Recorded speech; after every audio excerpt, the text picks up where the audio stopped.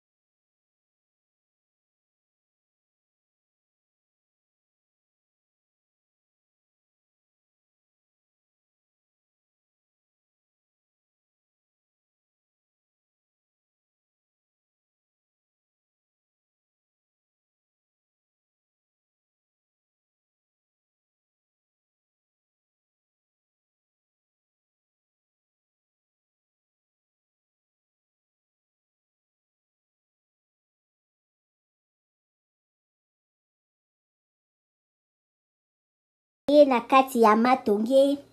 auberge na biso ezali wana pona ba séjour na bino botala ndenge mama bijou abongiseli bilo place ya kitoko ya kolia place na biso ya détente toza na malewa oyo tolambaka kitoko na kati mama Nadine azozela bino botala tokoti na appartement numéro 5 oyo mama bijou alobaka chambre ya pamba.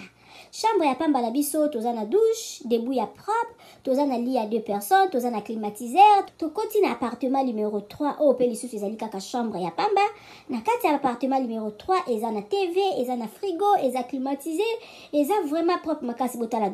toilette nango. Appartement numéro 5 oyo tokotaki liboso bomoni sikoyo tokoti na kati ya salon oyo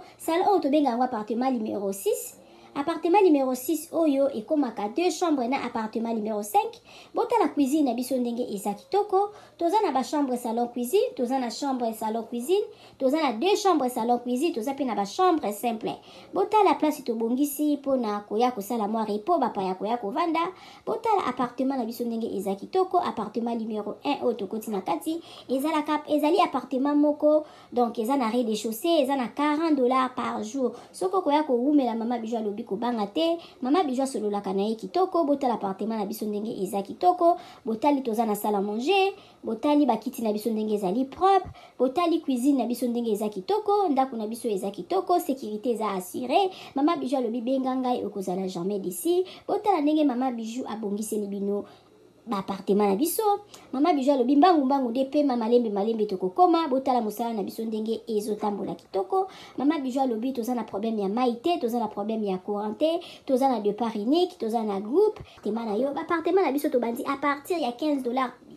dollars seulement ozwi chambre na yo ya kolala ya bien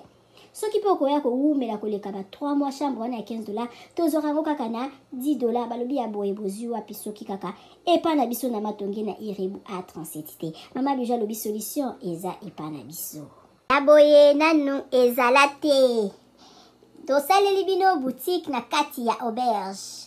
mama bijou alobi asali boutique na ye na kati ya auberge okoki kozala na posa ya komela vin okozwa vin na kati obosalaki mwa deodorant na yo na poto okomona deodorant na yo na kati ya auberge na biso mama bijou alobi obosanaki kado kobanga na yo te mama bijou azweli bino solution na kati ya auberge na biso oyo eza na matonge na irebu a37 botala ba ombia botala ba savon ya ombia ya mbuma ya ombia ya mai botala mama bijou atie ba maquillage na tie ba anti-age mama bijou alobi kobongisa loposo eza place mosusu te kaka na matonge na irebu a37 olingi osombela mutu mwa montre ya kopesa mutu kado okozwa na kati ya auberge na biso na boutique na biso oyo eza na matonge na irebu a37 mama bijou alobi biso nde makambo tala toza na ba maquillage toza na ba dentifrice okoki kobosana dentifrice na poto okozwa epa na biso tozali na ba papier mouchoir oyo ya original euti en direct na Allemagne botala toza même na ba bande hygiénique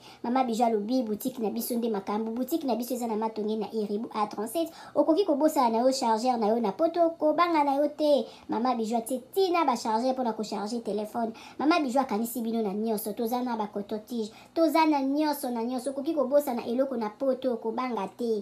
kaka place okolala place okosomba biloko